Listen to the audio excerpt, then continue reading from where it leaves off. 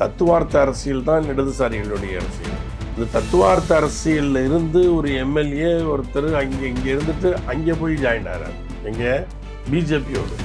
அப்போ இன்னைக்கு தத்துவார்த்த அரசியல் தான் என்னன்னு எனக்கு புரியலை. பகுதியில் நின்று ஜெயிச்ச பிறகு இவ்வளவு கேவலமான தோற்பது என்பதெல்லாம் அந்த அளவுக்கு தான் அவங்க பேச அங்கே இருந்திருக்கு. நாங்க இந்துத்துவா பிஜேபி, அதனால அவங்களுக்கும் இவங்களுக்கும் போய்க்கிறது கூட பெரிய விஷயம் இல்லை. ஆனால் அதுக்கு எதிரான தத்துவம் உள்ளவர்கள் கம்யூனிஸ்டுகளே அந்த பக்கம் போயிருக்காங்கன்னா அது நீங்கள் என்ன எப்படி நீங்கள் பார்க்குறீங்க, எப்படி பார்க்க முடியும்? இப்போ ராமதாஸுக்கும் அன்புமணிக்கும் வித்தியாசம் இருக்கா இல்லையா? ராமதாஸுக்கிறவர் கீழ்மட்டத்தில் இருந்து உழைச்சி இயக்கம் கட்டார், அப்படியே ஹைஜாக் பண்ணிட்டு போயிட்டார். ஆளு கவுந்துடுறாரு, இவருக்கு முடம், ரெண்டு காலும் கிடையாது. இவன் இந்த தோரணையிலேயே விரட்டி வாழ்ந்துருக்கிறான். அதே மாதிரி தான் அமெரிக்கா இன்றைக்கு முட்டுச்சந்தில் போய் இன்னைக்கு நின்றுட்டு விரிக்கிறது முதல்ல கத்தார் தான். ஆமா, இப்படி எல்லாம் செய்தார்கள்.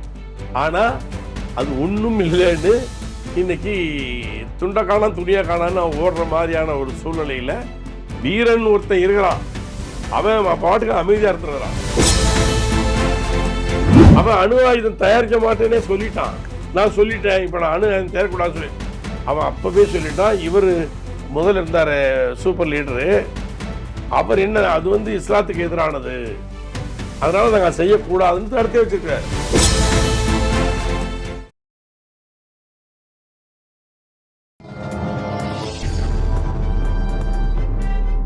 பத்திரிகை.com நேயர்களுக்கு இனிய வணக்கம். பரபரப்பான 5 மாநில தேர்தல் நிலவரத்தை துல்லியமாக கூறுவதற்கு ஐக்கிய முஸ்லீம் முன்னேற்ற கழகத்தினுடைய நிறுவன தலைவர் திரு ஹைதர் அலி அவர்கள் நம்மோடு இணைந்திருக்கிறார். வணக்கம் ஐயா. வாழ்க. ஒவ்வொரு மாநில தேர்தலாக நம்ம பார்த்து வருகிறோம். தமிழ்நாடை பற்றி பார்த்தோம். இப்பொழுது கேரளாவில் பார்த்தீங்கன்னா எல்டிஎஃப் அணிலையும் பார்த்தீங்கன்னா இந்தியன் நேஷனல் லீக் இஸ்லாமிய அமைப்பும், அதே போல் பார்த்தீங்கன்னா யூடிஎஃப்பில் யூனியன் முஸ்லீம் லீக், அது நீண்ட நாள் பார்ட்னர் 2 பேரும் பார்த்தீங்கன்னா 2 துருவங்களாக அங்கே கட்டமைக்கப்பட்டிருந்தாலும் அங்கே ஒரு பார்த்தீங்கன்னா வேறு விதமான போட்டி, அதாவது தேசிய ஜனநாயக கூட்டணி என்டி அலையன்ஸு, அதுவும் கொஞ்சம் கொஞ்சமாக உள்ளாட்சி தேர்தலேருந்து அவங்களுடைய கணக்கை அங்கே ஆரம்பிச்சிருக்காங்க. திருவனந்தபுரத்து மாநகராட்சி கைப்பற்றிருக்காங்க. ஒவ்வொரு இடத்துலையும் பார்த்தீங்கன்னா கணிசமான அளவில் உங்களுக்கு லோக்கல் பாராளுமன்ற தொகுதியும் ஆமாம் 2 ஒரு நகராட்சியும் பஞ்சாயத்துகளையும் சில அடைஞ்சிருக்காங்க. பெரிய மாநகராட்சியான திருவனந்தபுரத்தை கைப்பற்றிருக்காங்க. அவங்களுடைய கணக்குகள்லாம் உள்ளாட்சி மன்ற தேர்தலையும் தொடங்கிட்டாங்க. அதே போல் பார்த்திங்கன்னா பார்லிமெண்ட் தேர்தலையும் தொடங்கிட்டாங்க. சுரேஷ் கோபி அவர்கள் வெற்றி பெற்றதுக்கு அப்புறம் பார்த்திங்கன்னா அது ஒரு 6 தொகுதியை சேர்ந்தது தான் அந்த அவருடைய பாராளுமன்ற தொகுதி, திருச்சூர் தொகுதி. அப்படி இருக்கிற நிலவரத்தில் இப்போ யூடிஎஃப் எல்டிஎஃப் 2க்குமே நடக்கிற போட்டி, அது என்டிஏ கூட்டணிக்கு அந்தந்த இடங்களில் ஓரளவுக்கு சாதகமாக மாறாதா? ஒரு 2 வெட்டால் கூத்தாடியை கொண்டாடும் தானே. அந்த நிலவரம் தான் அங்கே. ஆமாம், அதாவது அதை வச்சு தானே இவங்க 2 பேரும் சேர்ந்துருந்தா 2மே இங்கே பலமாக இருக்காங்க. காங்கிரஸும் பலமாக இருக்கிறது, அங்கே மார்க்சிஸ்ட் கம்யூனிஸ்ட் இந்த கம்யூனிஸ்டுகளும் இடதுசாரிகளும் பலமாக இருக்காங்க. 2 பேரும் அங்கே பிரிஞ்சு நிற்க மாட்டாங்க, சேர்ந்து. அதுவும் இடதுசாரி கருத்து உள்ளவர்கள் எல்லாமே இதில் இருப்பாங்க. அதாவது இதில் ஒரு பெரிய என்ன ஆச்சரியம்னா, தத்துவார்த்த அரசியல் தான் இடதுசாரிகளுடைய அரசியல். அந்த தத்துவார்த்த அரசியலில் இருந்து ஒரு எம்எல்ஏ ஒருத்தர் இங்கே இருந்துட்டு அங்கே போய் ஜாயின் ஆகிறார், எங்கே பிஜேபியோடு. அப்போ இன்றைக்கி தத்துவார்த்த அரசியல்னால் என்னன்னு எனக்கு புரியலை. இப்போ மேற்கு வங்காளத்தில் அப்படி தானே நடந்தது. மேற்கு வங்காளத்தில் கம்யூனிஸ்டுகள் கோட்டையாக இருந்தது. ஜோதி பாசு காலத்தில் இருந்து புத்தக பட்டாச்சாரி காலத்திலேருந்து இருந்தது. எப்படி அங்கே இல்லை, அது கம்யூனிஸ்டுகள் அங்கே நீங்கள் பார்த்தீங்கன்னா ஒரு பெரிய டெவலப் ஆகலைங்க, அது உண்மை. அது ஊரக பகுதிகள். ஆமாம், ஊரக பகுதிகள்லாம் ரொம்ப டெவலப் ஆகலை. அது மாதிரி தான் இருந்துச்சு அங்கே. இப்போ மம்தா பானர்ஜிக்கு பிறகு அங்கே ஒரு நல்ல ஒரு வளர்ச்சியும் நல்ல ஒரு செழிப்பும் அங்கே ஏற்பட்டிருக்குது. அதை நம்ம மறுக்க முடியாது. இவங்க ஒரு ஆதிக்க சக்தி மாதிரி உட்காந்துட்டு பண்ணலை கம்யூனிஸ்டுகள். அது அவங்க இங்கே பாருங்க, ஒரு பகுதியில் நின்று ஜெயிச்ச பிறகு இவ்வளவு கேவலமாலாம் தோற்பது என்பதெல்லாம் அந்த அளவுக்கு தான் அவங்க பேஸ் அங்கே இருந்திருக்குது. ஆனால் சமீபத்தில் பார்த்தீங்கன்னா திரிணாமுல் காங்கிரஸ்லேருந்து விலகி ஒரு எம்எல்ஏ வந்து காங்கிரஸில் இணைந்திருக்கிறார். காங்கிரஸ் அடிச்சிருக்காரு. திரிணாமுல் காங்கிரஸில் இருந்து போய் பிஜேபியில் போய் சேர்ந்துருக்காங்க. இதெல்லாம் இந்த அரசியல்லாம் இப்போ இங்கே நடந்துட்டு இந்த காங்கிரஸில் இருந்து திரிணாமுல் காங்கிரஸுக்கு போகிறது கூட பெரிய ஆச்சரியம் இல்லை. ஏன்னா ரெண்டுமே ஒன்று தான். அந்த அம்மாவே காங்கிரஸ் தானே ஆச்சுங்களா. அது ரைட்டு. ஏன்னா எதிர்வாங்க பிஜேபிக்கே போகிறாங்களே, இவங்க போகிறது பிரச்சனை இல்லை. இது வந்து ஒரு அதாவது இந்துத்துவா கொஞ்சம் மிதமான இந்துத்துவா காங்கிரஸு, அது கொஞ்சம் ஸ்ட்ராங் இந்துத்துவா பிஜேபி. அதனால் அவங்களுக்கும் இவங்களுக்கும் போய்க்கிறது கூட பெரிய விஷயம் இல்லை. ஆனால் அதுக்கு எதிரான தத்துவம் உள்ளவர்கள் கம்யூனிஸ்ட்டுகளே அந்த பக்கம் போயிருக்காங்கன்னா அது நீங்கள் என்ன எப்படி நீங்கள் பார்க்குறீங்க, எப்படி பார்க்க முடியும்? ஆனால் கேரளாவில் பார்த்தீங்கன்னா அந்த நிலை வந்து இப்போ மெல்ல மெல்ல கொஞ்சம் கொஞ்சமாக தலையெடுக்க ஆரம்பிக்குதா? ஏன்னா மற்ற மாநிலத்தில் இதுக்கு முன்னாடி நடந்திருக்கு. ஆனால் கேரளாவில் தான் நான் சொல்கிறேன்.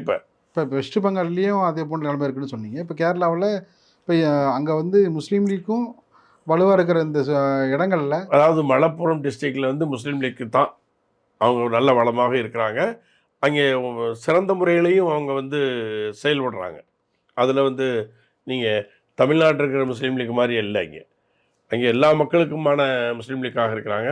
இப்போ அரபு நாடுகளில் 2 இந்து சகோதரர்களுக்கு வந்து பிளட் மணியை வந்து இவங்க தான் தயார் பண்ணியே கொடுத்தாங்க ஆச்சுங்களா. நான் போயிருக்கும் பொழுது அங்கே உள்ள ஒரு தலைவரை தங்களை பார்க்க போயிருக்கும் பொழுது இந்துக்கள் அவர்கள் கோயிலுக்குள்ள பிரச்சனைகளை தீர்ப்பதற்காக இவங்களிடத்துல வந்து மத்தியஸ்தத்துக்கு வர்றாங்க. அந்த அளவுக்கு இவர்கள் நியாயமாகவும் எல்லோருக்குமானவர்களாகவும் இருக்கிறார்கள். நல்லிணக்கம் அங்கே கடைபிடிக்கப்படுகிறது. அதுல எல்லாம் வந்து அங்கே நல்லாவே இருக்குது. இப்போ காங்கிரஸ் வந்துடும் அப்படிங்கிற மாதிரியான ஒரு இது சொன்னாங்க.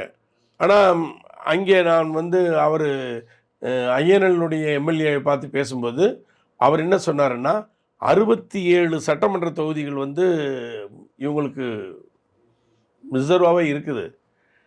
அதில் வந்து இந்த ஈழர்கள் அதிகமாக வந்து கம்யூனிஸ்டுகளுக்கு தான் இந்த இடதுசாரி எண்ணெய்கள் தான் இருக்கிறாங்க, ஈழவர்கள் அப்படின்னு அவர் சில கணக்குகள்லாம் போட்டு சொன்னார். ஆனால் இப்போ வருகிற தகவல் வந்து அங்கே ஒரு தடவை இப்படின்னா ஒரு தடவை அப்படி தான் வரும். அந்த அடிப்படையில் இப்போ காங்கிரஸ் கூட்டணி வருவதற்கு வாய்ப்பு உள்ளதாக சொல்லுகிறார்கள். ஆனால் பிஜேபி இப்போ வரதுக்கு முடியாது. அது ஒரு சீட்டோ 2 சீட்டோ அவங்க வந்து அங்கே சட்டமன்றத்துக்குள்ளே போகிறதுக்கு முடியுமே தவிர அதுக்குள்ளே எல்லா விதமான கலாட்டாக்களும் எல்லாமே செஞ்சிட்டு இருக்காங்க. கணக்குகளை தூக்கி விடுவார்கள் சட்டப்பேரவையில் பிஜேபி. தொடங்கலாம் 91 பத்மநாபம் இன்னும் பாராளுமன்றத்தில் அவங்க வந்து அந்த பாராளுமன்ற தொகுதி அவ்வளோ திருப்திகரமாக இல்லை. இவரே திருப்தியாக இல்லையே, கோபியே திருப்தியாக இல்லையே, சுரேஷ் கோபியே. இப்போ 91 காலகட்டத்தில் பத்மநாபரம் தான் ஃபஸ்ட்டு வேலாயுதன் ஒருத்தர் முறையாக வந்தார். இந்து முன்னணியிலேருந்து வந்தார். அது பிஜேபியோ அதுவும் இல்லை, இந்து முன்னணி சார்பாக நின்று வந்தார். அதே போல் 2001 மயிலாடுதுறை தொகுதியில் ஜெகவரபாண்டி அந்த 4 ஜெகவரபாண்டி நின்றார், வரலையே. 2001 அவர் தான் எம்எல்ஏ உங்களுக்கு. அப்படியா? ஆமாம், அவர் தான் எம்எல்ஏ. அவர் இஸ்லாமிய வாக்குகளை வாங்கி வெற்றி பெற்றார். ஜெகவரபாண்டியன் உண்மையிலேயே ரொம்ப நல்லவருங்க. அதில் தான் அற்புதமான மனுஷன். கூடுதல் சிறப்பு என்னன்னா இஸ்லாமிய வாக்குகளை முழுமையாக வாங்கினார். மேதின பேரணி நடத்தினார். அவர் வருஷம் மேதின பேரணி நடத்துவார். ஆமாம், அவர் அதாவது நீடூர் பகுதியிலேருந்து இருக்கிற இஸ்லாமிய அரசியல்வாதிகளில் திரண்டு போய் வாக்களித்தாங்க. அரசியல்வாதிகளில் அவர் ஒரு மாறுபட்டவர். ஜெகவரபாண்டியன் வந்து ஒரு மாறுபட்டவர். எனக்கு ரொம்ப நண்பர். என்ன அவர் ரொம்ப பிடிக்கும், அவரை எனக்கு ரொம்ப பிடிக்கும். ஆனால் அவரும் எம்எல்ஏ வந்தார். அவங்க மனைவி, ஆமாம், அவர் எம்எல்ஏ இருந்தார். கரெக்ட். அவர் மனைவி வந்து நகரமன்ற தலைவர் இருந்தாங்க. 2 பேருமே பிஜேபி சார்பாக வெற்றி பெற்றாங்க. அந்த அருகில் இருக்கிற இஸ்லாமியரோட வாக்குகளை வந்து, அதாவது அவர் பிஜேபியில் எப்படி இருந்தார் தான் எனக்கு தெரியல. அவர் பார்த்தீங்கன்னா வேறு விதமான இப்போ திமுக இருக்கார். ஆமாம், இப்போ வந்து செயல்பாடுகளால் இதில் இருக்கார், எங்களுக்கு திமுகவில் இருக்கிறாரு. இப்போ அந்நிய செலாவணி ஈட்டி தருகிற மாநிலங்களில் கேரளாவும் ஒன்று. இப்போ பார்த்தீங்கன்னா ஈரான் இஸ்ரேல் போர் இப்போ நடக்கிற இந்த தேர்தலில் கொஞ்சம் வேறு விதமான பாதிப்பை ஏற்படுத்துமா? இல்லை, இப்போ இந்த தேர்தலில் ஆகாது. அதாவது உங்களுக்கு 90களில் வந்து சதாம் ஹுசேன் வந்து குவைத்தை பிடித்த நேரத்தில் அப்போ எல்லாம் ஓடி வந்தாங்க பார்த்தீங்களா? அந்த நேரத்தில் ரொம்ப பாதிப்பு ஏற்படுத்துச்சு. அதாவது எந்த அளவுக்குன்னா கட்டின வீடுகளே விற்பனையானுச்சு. அவங்களால ஒன்றும் செய்ய முடியாமல், ஒரு திட்டமிடுதல் இல்லாமல் எல்லாம் கல்ஃப் கண்ட்ரியை நம்பி இருந்தவங்கெல்லாம் ஓடி வந்தாங்க. அவங்க எல்லாம் ரொம்ப கஷ்டப்பட்டாங்க. அதே மாதிரியான ஒரு சூழ்நிலை வந்து இப்போ தேர்தலில் உங்களுக்கு பெரிய மக்கள் அந்த மக்கள்லாம் ஓடி வர்ற மாதிரியான சூழல் இப்போ கம்மியாக இருக்குது. ஆனால் வளைகுடா நாடுகளில் வந்து நல்ல பொருளாதார பாதிப்பு ஏற்படுத்திட்டார்கள். அதனால இன்னும் அவங்க வந்து இப்போ துபாயெல்லாம் எந்திரிக்கிறதுக்கு ஒரு 20 வருஷத்துக்கு மேலே ஆகும். இப்போ அங்கே நடக்கிற அந்த வளைகுடா நாடுகள் நடக்கிற அந்த போர், அது இந்தியாவை பெரும்பாலும் அதிகமாக பாதிக்கும். எண்ணெய் அரசியல் எல்லாமே பார்த்தீங்கன்னா அதிகமாக வந்து இருக்கிற தொழிலாளர்கள்லாம் பார்த்தீங்கன்னா அரபு நாடுகளில், வளைகுடா நாடுகளில் கேரளாவில் தான், கேரளா, தமிழ்நாடு, அதில் வந்து சவுத்தில் தான் அதிகம். கேரளா, தமிழ்நாடு தான். கேரளா தான் வந்து அதில் ரொம்ப பாதிக்கப்படுறது. இந்த 2 மாநிலம் தான் பாதிக்கும். ஆமாம், இல்லைங்களா? இது வந்து எதிர்காலத்தில் ரொம்ப கடுமையான பாதிப்புக்கு உள்ளாக்கப்படுவார்கள். அதாவது கடுமையான பாதிப்புக்கு உள்ளாக்கப்படுவார்கள்ங்கிறது உண்மை. ஆனால் இனி வந்து வேலை வாய்ப்பும் இங்கே அதிகமாகும். எப்படின்னா அது இனிமேல் அவங்க புனர்நிர்மாணம் செஞ்சாகணும். கட்டிட வேலைகள்லேருந்து எல்லாமே புனர்நிர்மாணம் செஞ்சாகணும். இனிமேல் இங்கே வந்து வேலை வாய்ப்புகளும் உங்களுக்கு வளைகுடா நாடுகளில் இன்னும் இரட்டிப்பாகும். ஓ, அந்த சூழல். ஆமாம், எல்லாத்தையும் இந்த ஒரு முட்டாளை நம்பி, அதாவது என்ன விஷயம்னா, ஒரு 1971, 77களில் வந்து சுற்றுப்பிரயாணம் பண்ணிகிட்டு இருக்கும்போது குமரி ஆனந்தன் கோயம்புத்தூரில் பேசுகிறார். அப்போ நான் அதை சின்ன பையனா பண்ணுறேன். அப்போ ஒரு கதை சொல்கிறார். அந்த கதையை நான் சொல்கிறதுக்கு முன்னாடி ஏன் அதை சொல்கிறேன்னா, நான் அவர்கிட்ட மூலியமாக கேட்டது. அதனால் நான் அந்த கதையை அப்படியே சொல்வதை விட அவர் சொன்ன கதையை நான் சொல்லுகிறேங்கும்போது தான் அது சிறப்பு நான் நினைக்கிறேன். ஒரு ஒத்தையடி பாதை, மக்கள்லாம் அந்த பக்கம் போயிட்டு வந்துட்டு இருக்கிற ஒத்தையடி பாதையில் ஒரு ஆஜான பாகுவான ஒரு மனிதர் உட்காந்துட்டு, பெரிய மீசை, கடா மீசை வச்சுட்டு உட்காந்துட்டு போகிற வருகிற இடத்துக்கெல்லாம் கொள்ளையடித்து கொண்டு இருக்கிறார். அவருக்கு அதான் வேலை. அவருக்கு வேலை தான். இங்கே வா, வருவான், என்ன இருக்குது எடுத்து வை, எடுத்து வைப்பான், விட்டு ஓடி போயிடுவான். இதை செஞ்சுக்கிட்டு இருக்கார். அப்போ அந்த பக்கத்தில் போகிறதுக்கே எல்லாம் பயப்படுகிறார்கள். ஒருத்தன் தற்கொலை பண்ணிக்கலாம் பண்ணணும் அப்படின்னு போகிறான். தற்கொலை பண்ணிக்கிறதுக்கு போகிறான். போகிறதுக்கு சரி இதிலே பண்ணலான்னு சொல்லிட்டு ஒரு ஊருக்கு அங்கே போய் நம்ம பண்ணிக்கிறோமே அப்படின்னு அவன் அந்த மெண்ணத்தில் போயிட்டு இருக்கும் பொழுது இவர் கூப்பிட்றாரு. இந்த ஆஜான பகவான் உட்காந்துருக்காரு மரத்தடியில். இங்கே வான்னு கூப்பிட்றாரு. என்ன நீயா நான் நீ வான்னு கூப்பிட்றான். இப்படி 2 பேருக்கும் வாக்குவாதமாகுது. இவன் சாகத்தான் போகிறோம், எதுக்கு நம்ம போய் விழுந்து சாகணும்னு சொல்லி இந்த ஆளையை அடித்தாது நம்ம செத்துருவோன்னு சொல்லிட்டு உன்னை போய் தள்ளுறான். ஆள் கவுந்துடுறாரு. ஒரு முடம், 2 காலும் கிடையாது. இவன் இந்த தோரணையிலேயே விரட்டி வாழ்ந்துருக்கிறான். அதே மாதிரி தான் அமெரிக்கா இன்றைக்கு முட்டுச்சந்தில் போய் இன்னைக்கு நின்றுட்டு இவனுக்கு பூரா அவனுக்கு கப்பம் கட்டிட்டு, வளைகுடா நாடுகள் பூரா இந்த கப்பை கட்டவை எப்போ ஆரம்பித்தாங்கன்னா, சதாம் ஹுசேன் வந்து குவைத்தை பிடிச்ச பிறகு தான். அப்போ அவங்க ஈரான் மீது உள்ள பயத்தில் இவங்கெல்லாம் கொடுக்கலாம், இடமும் கொடுத்து காசும் கொடுத்து எல்லாம் கொடுத்து அவனை இப்போ வரவேற்று. இப்போ ட்ரம்ப் போயிட்டு வந்தார் பார்த்தீங்க, அவ்வளவு வரவேற்பு. 6000 கோடிக்கு ஒரு ஃப்ளைட்டை கொடுத்தாரு கத்தர் மன்னர், எல்லாம் கொடுத்தாங்க ஆச்சுங்களா. சிவப்பு கம்பளம் விரிக்கிறது முதல்ல கத்தார் தான். ஆமாம், இப்படி எல்லாம் செய்தார்கள். ஆனால் அது ஒன்றும் இல்லைன்னு இன்னைக்கு துண்டை காணான் துணியை காணான்னு அவன் ஓடுற மாதிரியான ஒரு சூழ்நிலையில் வீரன் ஒருத்தன் இருக்கிறான். அவன் பாட்டுக்கு அமைதியாக இருந்துருக்கிறான், மூச்சு பேச்சு இல்லாமல் அவன் பாட்டுக்கு அவன் வேலையை பார்த்துட்டு அடுத்த திட்டமிடுதலை ஒழுங்காக செஞ்சுட்டு அவன் இருந்திருக்கிறான். இவங்க பூரா இவங்களை பாதுகாக்கிறதுக்காக வச்சுட்டு இவன் பாட்டுக்கு இவன் ஜாலி பண்ணிட்டு இவன் தெரியுறான். அங்கே என்ன நடக்குதுன்னு கூட தெரியலை. இஸ்ரேலுக்கு அவன் ஈரானிலிருந்து காப்பாற்றுறதுக்காகத்தான் இவன் எல்லாம் கொடுத்துருக்கான்னு நினச்சிட்டு உட்காந்துருக்கிறான். அவன் இருந்தது ஈரான்லேருந்து இவங்களை காப்பாற்ற இல்லை, இஸ்ரேலை காப்பாற்றுறதுக்கு தான் அவன் இங்கே இருந்தான். இப்போ தெரிஞ்சிருச்சு. இப்போ வயிற்றுலையும் வாயில் அடிக்கிறான். இப்போ ட்ரம்ப் என்ன சொல்கிறாரு, இந்த செலவுலாம் நீ தான் தாங்கிறாரு. அடித்து எல்லாம் முடிச்சு விட்டு அவன் ஈரான்கார விட மாட்டேங்கிறான். நீ பேச வார்த்தை வரனா முதல்ல நீ வந்து இந்த இடத்துல இருந்து நீ வெளியே போயிடணும் அப்படின்னு அவன் சில அவன் முதல்ல என்ன சொன்னானோ, சார் இது வந்து எவ்வளோன்னா ஓமனில் வச்சு ஒரு எக்ரிமெண்ட்டே போடுறாங்க. வெளிப்படையாக எக்ரிமெண்ட் போட்டு எல்லாம் ஒத்துக்கிறான். அவன் அணு ஆயுதம் தயாரிக்க மாட்டேன்னே சொல்லிட்டான். நான் சொல்லிட்டேன், இப்போ நான் அணு ஆயுதம் தயாரிக்கூடாதுன்னு சொல்லி அவன் அப்போவே சொல்லிட்டான். இவர் முதல்ல இருந்தார் சூப்பர் லீடரு, அவர் என்ன அது வந்து இஸ்லாத்துக்கு எதிரானது, அதனால நாங்கள் செய்யக்கூடாதுன்னு தடுத்தே வச்சிருக்கிறாரு. ஒரு வீட்டுக்குள்ளே புகுந்து அத்துமீறி நுழைந்து என்ன வழிப்பறி செய்து என்னென்ன ஒரு நடைமுறை சரி, இவை எல்லாம் பண்ண அதே பாருங்க. போன்ற நடைமுறை இது. ஒரு தலைவனை வெட்டி விட்டால் எல்லாம் முடிஞ்சிரும்னு சொல்லிட்டு அவர்கள் 40க்கும் மேற்பட்ட தலைவர்களை கொண்டுட்டான். ஆனால் அவர்கள் அழகான திட்டமிடுதல் இருந்தனால சிதையலை கொல்லலை. அவங்க அதை அப்படியே பெரும்பாலுமே இவர் காலித் பின் வாலிதுங்கக்கூடிய ஒருத்தர் நபிகள் நாயகம் காலத்தில் இருந்த ஒரு சகாபி, பெரிய போர் தளபதி.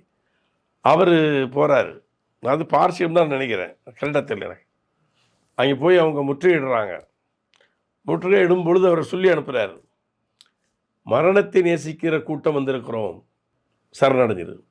5 நேரம் தொழுவோம் பார்த்தீங்களா, ஒரு நேரம் உதவு எடுத்துகிட்டு தொழுதுட்டு அடுத்த தொழுகைக்கு நாம் இருப்போமா இருக்க மாட்டோமா என்று கவலை இல்லாமல் வாழுகிறவன் ஒரு முஸ்லீமாக இருக்க முடியும். அந்த கூட்டம்தான் அவர்கள். இந்த வளைகுடாவில் இருக்கக்கூடியவர்கள் அவர்கள் ரொம்ப, அதாவது ஆடம்பரத்திலையும் ரொம்ப லக்ஸரியாக வாழ்ந்து கொண்டு அவங்க எல்லாத்தையும் அந்த இஸ்லாமிய தத்துவத்தையே வந்து சாப்பிட்டுட்டு அவங்க சும்மா ஜம்முன்னு அப்படியே போட்டுட்ருக்கிறான். அவங்ககிட்ட வலிமை இல்லை. அவன் நான் 20 வருஷம் 25 வருஷமாக கிமு உள்ள பாரசீகம் வந்து கிறிஸ்து பிறப்பதற்கு முன்னால் 1500 1000 ஆண்டுகளில் இந்த பாரசீகம்னு ஒன்று இருக்குது ஆச்சுங்களா. அவங்க பாரம்பரியம், பாரசீகம் என்பது ஒரு நாகரிகம் ஆச்சுங்களா. நம்ம அதெல்லாம் அங்கே தான் அவர்கள் முதல்ல வந்து பாரசீகர்கள் வந்து பார்சிங்கிறாங்க தெரியல. இங்கே இந்தியாவில் நம்ம டாட்டா, ஆமாம், அவங்களுடைய பூர்வீகம் தானே. அதான் டாட்டாலாம் பார்சி, அவங்களுக்கெல்லாம் ஈரான் தானே, ஆமாம், அங்கேருந்து வந்தவங்க தானே. இன்னைக்கு இருக்கிற பாபிலோனிய தொங்கும் தோட்டம். அதனால அவங்க வந்து ஒரு மனிதன் வந்து நல்லா பார்த்துக்கிட்டிங்கன்னா ஒரு தலைமுறை கஷ்டப்பட்டவன் பாருங்க, அவனுடைய வெற்றியும் ரொம்ப அதிக நாட்கள் வந்து பதவிகள்லையும் அதுகள்லையும் இருந்தவனுடைய செயல்பாடும் வித்தியாசப்படும். இப்போ ராமதாஸுக்கும் அன்புமணிக்கும் வித்தியாசம் இருக்கா இல்லையா? ராமதாஸுங்கிறவர் கீழ்மட்டத்தில் இருந்து உழைச்சி இயக்கம் கட்டினார், இவர் அப்படியே ஹைஜாக் பண்ணிட்டு போயிட்டார். இப்போ கொஞ்சம் கொஞ்சமாக வளைகுடா நாடுகளில் இருக்கிற அரபு நாடுகளில் கூட்டமைப்பு அப்படியே வந்து அமெரிக்கா நோக்கி இல்லை. இப்போ அதாவது நம்ம இவ்வளோ காலமாக ஒரு தப்பு பண்ணிட்டோம் அப்படிங்கிறது உணர்கிறவர்கள் வந்துட்டாங்க. இதில் துருக்கி தெளிவாக இருக்கிறாங்க, அதே மாதிரி ஓமன் தெளிவாக இருக்கிறாங்க, ஏமன் தெளிவாக இருக்கிறாங்க. இப்போ கத்தர் போன்ற நாடுகள்லாம் தொடர்ந்து கத்தர் இவங்க எல்லாமே, அதாவது சதாம் ஹுசேன் வந்து குவைத்தை கபலீகரம் பண்ணார்ல, குவைத்தை அவர் கபலீகரம்லாம் சும்மா பண்ணலைங்க. நான் பார்த்து இங்கே இருக்கிறனால சொல்கிறேன். குவைத்தை என்ன செஞ்சான், அவருடைய கடலில் இருந்து எடுக்கிற பெட்ரோலில் அவன் டியூப் போட்டு அவர் எடுத்து உறிஞ்சினான், திருடினான். ஆரம்பத்தில் கம்ப்ளீட்டாக உங்களுக்கு சவுதி அரேபியாவில் கப்ஜின்னு ஒரு இடம் இருக்குது, அது வரை வந்துட்டாப்லையே, சவுதி அரேபியாவுக்கே வந்துட்டாப்ல. அது வந்து குவைத் பார்டர் தான் அது. ஆமாம், கப்ஜி. நம்மளுடைய நண்பர்கள் அங்கே இருக்காங்க.